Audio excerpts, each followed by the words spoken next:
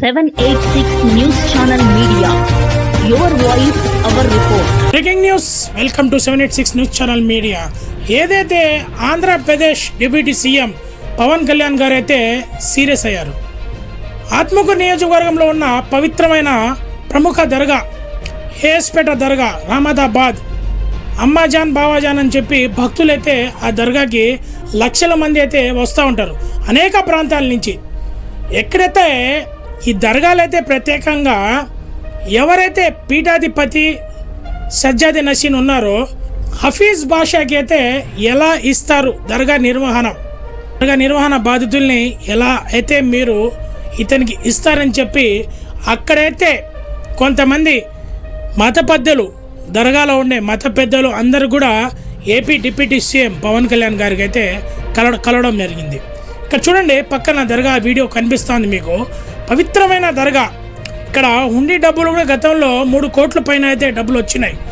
ఇక్కడ రేపిస్టు అంటే పోక్సో యాక్ట్లో ఉండే కేసులో తెలంగాణ స్టేట్లో 23 రోజులు అంటే తెలంగాణలో 23 రోజులు జైలుకి పోయిన వ్యక్తి 23 రోజులు జైలు జీవితం గడిపి ఎలా అయితే దర్గాకి నిర్వహణ అంటే టేక్ కేర్గా మొత్తం ఆయన ఆధ్వర్యంలో ఉన్నట్టు ఎలా ఇస్తారని చెప్పి AP deputy CM Pawan Kalyan అయితే తీవ్రంగా అయితే ఆగ్రహం వ్యక్తం చేశారు. చూడండి, ట్విట్టర్లో కూడా ట్వీట్ అయితే చేశారు. ఒక్బోడికి అయితే లేఖ రాయడం జరిగింది. ఏంది ఏం జరుగుతుంది అని చెప్పి పవన్ కళ్యాణ్ అయితే ఆగ్రహం వ్యక్తం చేశారు. ఎందుకంటే ఒక పవిత్రమైన దర్గా కానీ దేవాలయం కానీ చర్చ్ కానీ మసీద్లో ఉండే పెద్దలు కానీ వాళ్ళు ఒక ఇమాములు కానీ మౌజులను కానీ దర్గాలు ఉండే ఎవరైతే ఇన్ఛార్జ్లో ఉంటారో నిర్వాహకులు అందరూ కూడా పద్ధతిగా ఉండాలి. ఒక మరక అనేది ఉండకూడదు. ఒకవేళ మరక పడిందా అక్కడి నుంచి వాళ్ళు ఖచ్చితంగా అయితే వెళ్ళిపోవాలి. ఎక్కడ పోయినా వాళ్ళకి న్యాయం జరగదు. ఎందుకంటే ఆ మరకలు పడకుండా అయితే వాళ్ళు వచ్చుకోవాలని చెప్పి ప్రజలైతే తెలియజేస్తున్నారు. ప్రజలైతే ఏఎస్పేటలో మొత్తం కూడా పెద్దలు సమక్షంతో అందరూ కలిసి మత పెద్దలు కూడా పవన్ కళ్యాణ్ గారికి అయితే ఒక లేఖ అందించారు. లెటర్. సార్, ఇలా అయితే మన ఆత్మకూరు నియోజకవర్గంలో దర్గాలు అయితే ఇలా అయితే జరుగుతూ ఉంది.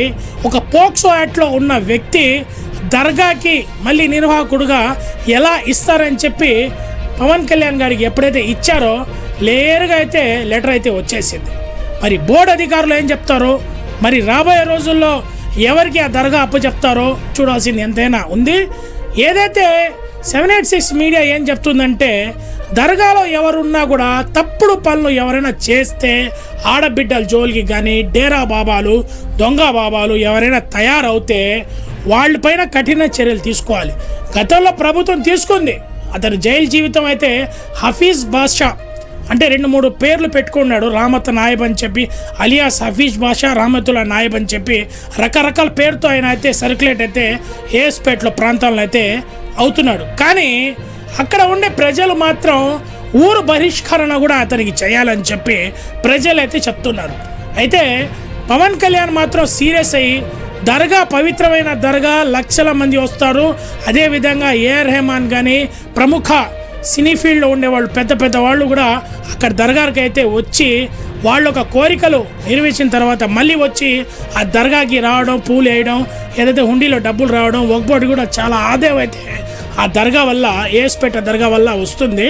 కానీ పోక్సో యాక్ట్లో ఉండే వ్యక్తులకి మాత్రం ఇస్తే సహించేది లేదని చెప్పి AP deputy CM Pawan Kalyan గారికి అయితే అక్కడ ఉండే మత పెద్దలు అయితే తెలియపరచడం జరిగింది. అదేవిధంగా దర్గాలో మాత్రం ఎవరైనా తప్పు పనులు కానీ ఏదైనా చేస్తే మీడియా వాళ్ళకైతే ఫోన్ చేయండి. 786 మీడియా ఎప్పుడు కూడా అందుబాటులో ఉంటుంది. ఈ వీడియో కనుక మీకు నచ్చినట్టయితే please like, share, follow, subscribe. పక్కనే ఉన్న బెల్ ఐకాన్ని ప్రెస్ చేయండి.